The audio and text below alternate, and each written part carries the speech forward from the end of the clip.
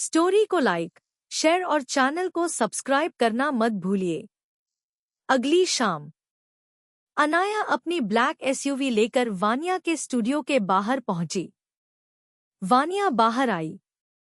उसने simple lavender kurti पहनी हुई थी और हाथ में अपना स्केच बुक था। अनाया कुछ पल के लिए उसे देखते ही रह गई। अनाया, मुस्कुराते हुए, तुम सिंप्लिसिटी में भी सबसे अलग लगती हो। वानिया हल्की सी शर्मा गई। वानिया, और तुम तारीफ करने का एक भी मौका नहीं छोड़ती। दोनों हंस पड़ी। अनाया वानिया को शहर के बाहर एक खूबसूरत लेकसाइड कैफे ले गई। शाम का सूरज धीरे धीरे झील के पीछे छुप रहा था। हल्की हवा चल रही थी। दोनों ने कॉफी ऑर्डर की। कुछ देर तक दोनों सिर्फ उस खूबसूरत नजरे को देखते रहे। फिर अनाया ने धीरे से पूछा, वानिया, अगर तुम्हें पूरी दुनिया में कहीं भी जाने का मौका मिले तो कहाँ जाओगी? वानिया ने बिना सोचे जवाब दिया, जहां सुकून हो और मेरे अपने लोग। अनाया उसकी बात सुनकर मुस्कुरा दी। शायद इसीलिए तुम मुझे इतनी अलग लगती हो। कॉफी के बाद दोनों झील के किनारे चलने लगे। एक छोटी सी बच्ची पेंटिंग बना रही थी। तेज हवा से उसके कलर्स और ब्रशेस जमीन पर बिखर गए। वानिया तुरंत झुककर उसकी मदद करने लगी। अनाया ने वो पल अपने कैमरा में कैप्चर कर लिया। क्लिक।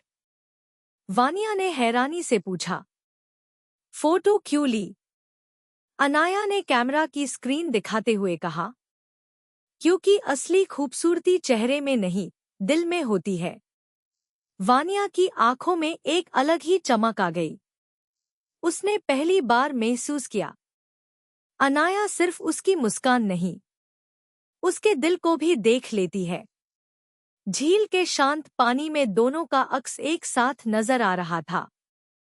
शायद मोहब्बत अब सिर्फ एहसास नहीं रही थी, वो धीरे धीरे उनकी जिंदगी का हिस्सा बन रही थी। लेकसाइड कैफे से वापस आते वक्त रात का आसमां तारों से भर चुका था। कार में हल्की सी म्यूजिक चल रही थी। अनाया ड्राइव कर रही थी और वानिया खिड़की से बाहर शहर की रोशनी देख रही थी। अचानक अनाया का फोन बजने लगा। स्क्रीन पर नाम था, मॉम।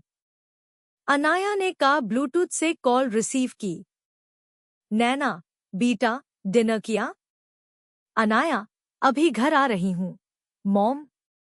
नैना, हंसते हुए, और जिस फ्रेंड के साथ गई हो, उसने खाना खाया? अनाया एक पल के लिए मुस्कुरा दी। अनाया, हाँ मॉम, उसने भी। कॉल खत्म होते ही वानिया बोली, तुम्हारी मॉम कितनी केयरिंग है।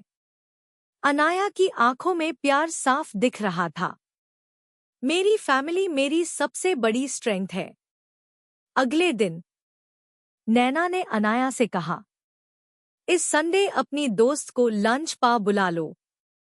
अनाया थोड़ी हैरान हुई, आप मिली भी नहीं है उनसे? नैना मुस्कुराकर बोली, लेकिन तुम्हारी आंखों की खुशी देख ली है। अनाया बस चुप होकर मुस्कुरा दी। उधर वानिया अपने घर पर माँ और दादी के साथ ब्रेकफास्ट कर रही थी। तभी नीर वहां आ गया। नीर, संडे फ्री हो? वानिया, नहीं, शायद किसी के घर लंच पार जाना है। नीर ने शरारती अंदाज में पूछा, किसी के या अनाया के? वानिया शर्मा कर बोली, अनाया ने अभी इनवाइट ही नहीं किया। उसी वक्त उसके फोन पर मैसेज आया, अनाया, संडे को लंच? मॉम और डैड तुमसे मिलना चाहते हैं, अगर तुम कंफर्टेबल हो। वानिया कुछ पल तक स्क्रीन को देखती रही। उसके चेहरे पर एक प्यारी सी मुस्कान आ गई। उसने रिप्लाई किया, मैं जरूर आऊंगी। उससे बिल्कुल अंदाजा नहीं था, ये सिर्फ एक लंच नहीं, बल्कि उन दोनों की जिंदगी का एक नया मोड़ होने वाला था।